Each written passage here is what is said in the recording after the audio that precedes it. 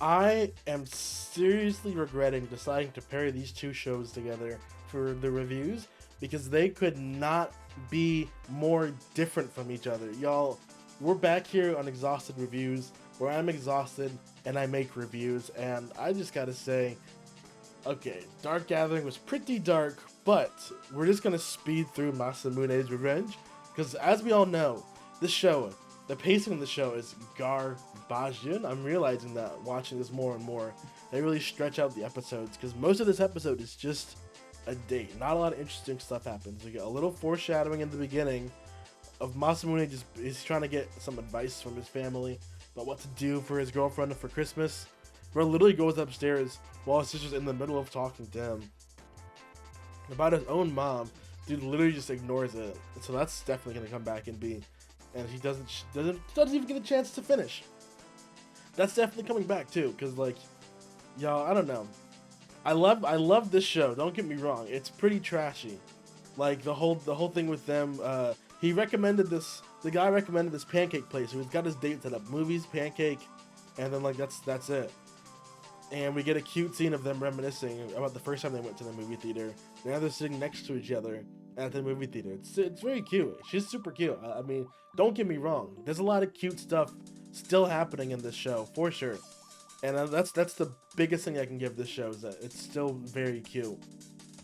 And yeah, so after the movie, they're like, well, time to go get pancakes. Look at her, bro. She's hilarious. That might be the thumbnail, honestly. And so they're going here, and bro, literally the entire restaurant, the building just blew up. I honestly felt pretty bad for the guy because I mean, dude, the building blew up. What the, like, I saw this and I'm like, okay, this is definitely a cliche, a writing moment, bro. This is we needed to change the script, so, and the writing is very clear on the wall, just like the ash marks. So it just serves to get them back at his place because all the other restaurants are closed. And then they have a very weird set of circumstances happening. First off, from like 11 minutes, bro, they're literally standing. They get here at like. They get here, bro. They're literally standing in the dark for an entire like in universe, bro. It literally is so long. They're like standing in the dark for like 4 minutes. It's crazy. I'm like, bro, turn the lights on. Obviously, she thinks that it's a ploy to get them alone. He thinks that it's a whole thing. And they, of course, they put this shot in there. Like, they know what they're doing, so they end up making pancakes at home. And it's very cute. It's super cute, actually. He's messing up. She's laughing at him. It's super cute. They have a good time together. And then she fattens him up. And bro, the craziest thing happens, bro. Literally, like, he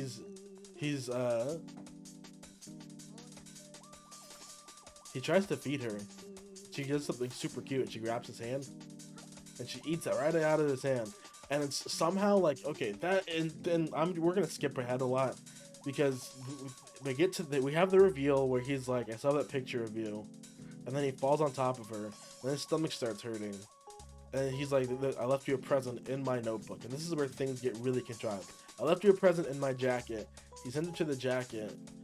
He knocks over a notebook that he's been carrying around with him, and it falls open on the page that he has bookmarks saying, I'm gonna get revenge on that woman. Super contrived.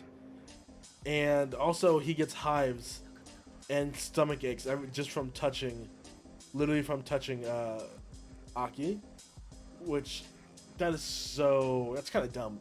That's kind of dumb. Bro gets hives and stomach aches from touching her. Is he literally allergic to her? That's kind of dumb. I don't know. I don't really fuck with that. I think it's a little goofy, but I'm looking past it. We're looking past it. Getting to the end of the episode, and now Aki's just really confused. So yeah, I'm really confused too, because you're telling me this dude literally can't touch her without breaking out into hives. Like, is this some kind of like mental block? Is his body just giving him like a bunch of unnecessary strain? I don't know.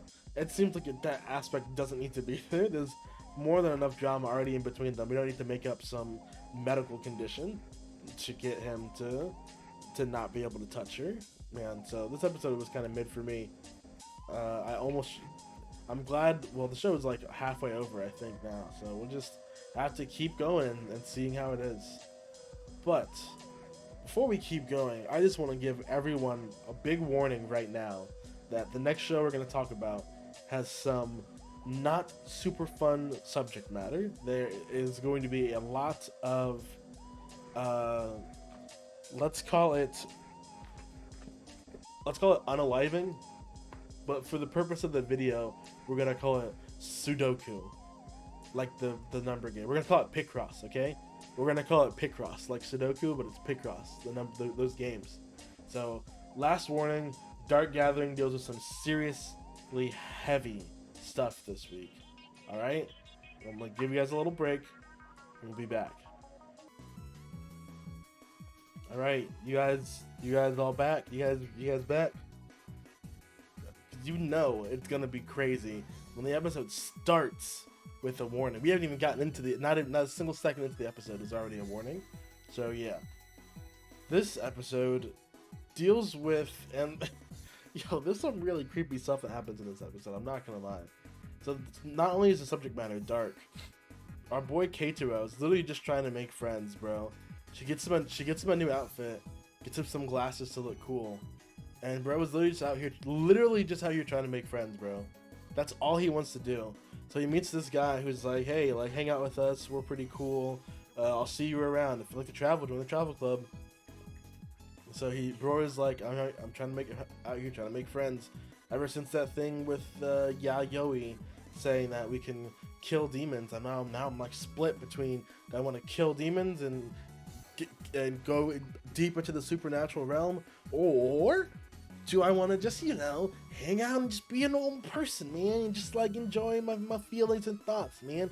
And you really gotta wonder which one. But the show is obviously called Dark Gathering, so we know that he is going to be going down the path of, I don't want to say weakness, but just darkness and magic. He's trying to kill some curses, trying to kill some curses so he can go live a normal life, curse free. And then we literally see, bro, our girl here, she is actually criminal.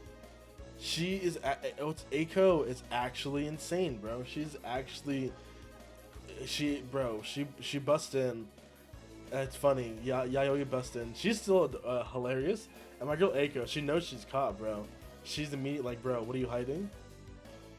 And yeah, it's kind of hilarious, honestly, because like, bro she is literally spying on him. She's literally spying on him. It's more than spying, bro. She's doing, where is it, bro? Do they have this? Oh yeah, so it's funny, they cut to her on the computer and she doesn't even notice, bro. The show is kind of funny, I will give it that. She literally doesn't even notice that she's on the computer. But the show's sense of humor is fun. I really love Yayoi and her interactions with them. But this Eiko is like an actual psychopath, literally crazy. I know I said last week in my episode that she was crazy, but she is. I did not realize how like fully psychopathic she was. She was measuring his body temperature, his respiratory rate, his heart rate, his location, his volumes around him. The glasses he's wearing have fucking a camera built into them.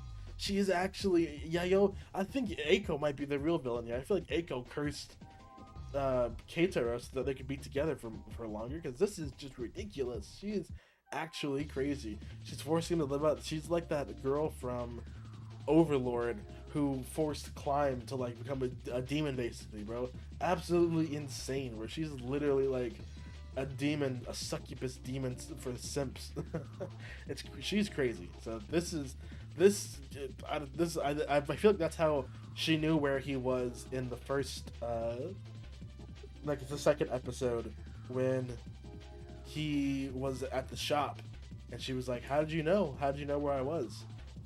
And when Yayoi went to go fight the baby ghost all by herself. So like, yo, literally it's crazy, bro. She is actually crazy. So they literally just are casually spying on him, and she's like, oh yeah, I keep hearing a curse saying to die. And they even do a full-on like talk show bit. And I love her too. Her reaction, she's just so dry to everything. I'm excited to see how badly he screws up. It's like that's her anchor, like that's her anchor line, just being the goofy one. So our boy, he's he's having really bad conversation. My boy is so socially awkward. At least he's trying though. So the guy is like invites him to go out. They keep giving close-ups on this guy, and they're getting into the van. And bro literally hands him a water bottle. That's and bro gets a wicked chill, and he's like, "Let me tell you a story. There's a story that there's a popular club that secretly has a Picross club. A Picross club. I almost said it. It's a Picross club where they play Picross, and at the welcome party, they all commit mass Picross. They commit Picross together, and that club would be a real thing, but all the members would die, so they can change their name and pretend to be a different club. But they all have one thing in common. They have one name on their roster. So people just keep passing on the name. And that name is my name. It's like, bro, literally this curse is getting people to commit Picross in a group. And then it passes on. They figure out it lives on the complex. Like, it lives by the dorm, basically. The spirit lives by the dorm, so every summer when school starts up again, it just haunts a group of people to get them to come to this literal factory. Bro, some of the imagery in this show is, they're going crazy with this. This is like a nightmare. This is actual anxiety, dog. Actual anxiety. They are like, how everyone here didn't die is beyond me. Spoilers for the episode, but also like, yo, it absolutely insane. I don't even know if I should be showing this stuff on YouTube. I think this video is definitely not for kids, y'all. This show is not for kids. I thought this was like kind of lighthearted, but no, this show just keeps getting just more and more like twisted and wicked, and I love it. I like it. I like it a lot. This show it really does a good job of being tense too, and I love how Yayoi is constantly just, bro, he literally palms her, like picks her up by the jacket. I love how capable she is. That and no matter what situation she is, she always just, bro, she literally pulls out a bottle of sake and just shoves it down the dude's throat. Literally, like, uses holy water to banish the demon. The craziest stuff is happening. Dude is literally just like wants to commit Picross even without the demon inside of him. And she literally, bro, it's crazy. She bashes his head in with a bottle. She literally bashes a bottle against his head. The chick is hilarious. Yayoi is actually hilarious. She's great. So the guy was actually a little demented. So he got possessed, and she's out here like, you're a sad little man with no friends, and you're a loser for wanting other people to hurt themselves. So they get everyone out of the hoops and stuff, and while they're dipping out, it's like, he basically, I don't know if he gets possessed again or what happens, but like, he felt a ghost. It was gone. She said, remember I told you about killing spirits? Spirits are dead, so they can't die again. Spirits lose energy over time and they pass on, right? Some spirits don't want to pass on and they linger in the world. So the consumed spirits don't die. They provide energy to the predator spirit. So the guy Nagayama, so Nagayama is the ghost, and he was possessing.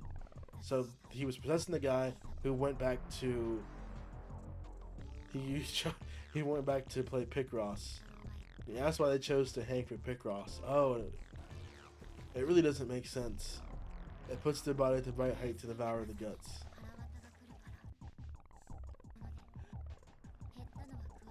It does. I don't think it makes sense. I don't think it makes any sense, actually. I'm just confused with this part of the story. I'm lost. I'm sorry. That wasn't much of a reaction review, but I'm just lost. I don't I don't understand how hanging Picross puts you at the right height for so another demon came and ate him or something? I don't know. I think another demon spirit came and ate him, or the guy who did it. Okay, so they got the spirit out, but the guy still went through with it. So he was able to feed his spirit to the demon. I don't know. He doesn't understand how they found him. She's able to write it off as just a woman's intuition, and it works. And they're having a great time. They're just having fun. So yeah, like I don't know what's going on, man. This episode is pretty messed up, man. This show's pretty messed up, but it's super sick and it's super twisted, and I don't think I hate it. So if you guys are interested in that, like, if you guys let me know what you guys think about Dark Gathering, and let me know if you thought this episode needed a warning in the beginning. And I will see you guys in the next video. Peace.